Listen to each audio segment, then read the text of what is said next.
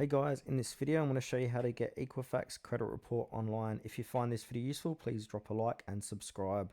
In saying that, let's just jump straight into the video. Alright, open up any web browser, go to Google, and then in the Google search bar type in Equifax.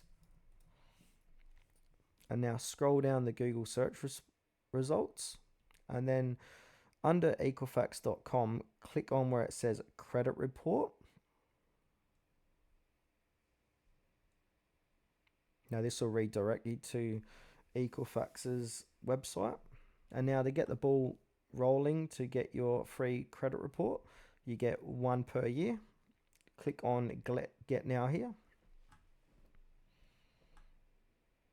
And now, as it says here, Equifax credit report. To get started, answer the 3 questions below.